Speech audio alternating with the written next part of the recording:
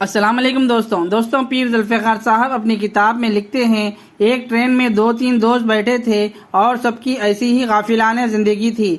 بالکل صاف ستھرے کلین شیف تھے، چہرے پر سنت کا نشان ہی نہیں تھا۔ ان کے پاس ایک مولانا صاحب تشریف لائے، چہرے پر سنت اور ان کے ہاتھ میں انگریزی اخبار، اور انہوں نے انگریزی اخبار کو پڑھنا شروع کیا، مگر مولانا نے ان کو اس اخبار کو الٹا پکڑا ہوا تھا۔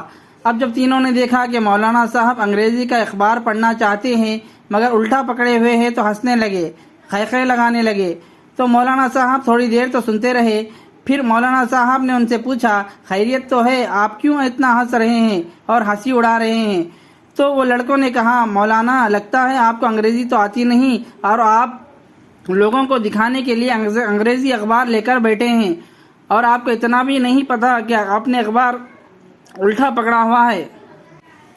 تو مولانا صاحب نے کہا، اچھا میں نے اخبار کو الٹا پکڑا ہوا ہے؟ تو وہ کہنے لگے، جی ہاں آپ نے تو اخبار الٹا پکڑا ہوا ہے۔ اب مولانا صاحب نے کہا کہ دیکھو بچوں، میں نے آپ لوگوں کو سمجھانے کے لیے ایسا کیا، ویسے میں نے LLB کی ہوئی ہے اور میں ایک وکیل ہوں، انگریزی بولتا ہوں اور انگریزی پڑھتا بھی ہوں، مجھے پتا ہے کہ انگریزی کا اخبار کیسے پڑھا جاتا ہے، مگر میں نے آپ لوگوں کی نصیحت کے لیے اخبار کو الٹا پکڑ لیا۔ مجھے الٹا اخبار پکڑ کر دیکھ کر آپ مجھ پر ہنسنے لگے، جبکہ عزیزوں آپ نے زندگی کی ترتیب کا سر الٹا پکڑا ہوا ہے۔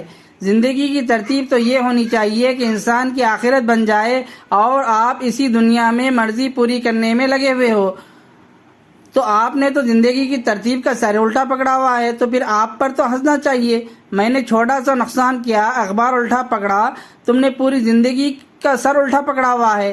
پھر نوجوانوں کو احساس ہوا کہ یہ تو بڑے پڑھے لکھے بندے ہیں، انہوں نے ہمیں بات سمجھانے کے لیے ایسا کیا۔ دوستوں یہ تھا ایک چھوٹا سا واقعہ۔ اگر آپ نے چینل سبسکرائب نہیں کیا ہے تو چینل سبسکرائب کر لے، ساتھ میں بیل آئیکن کو بھی دبا دے، مزید ویڈیوز اپلوڈ ہوتی رہے گی۔ پھر ملیں گے اگلی ویڈیو میں، اللہ حافظ۔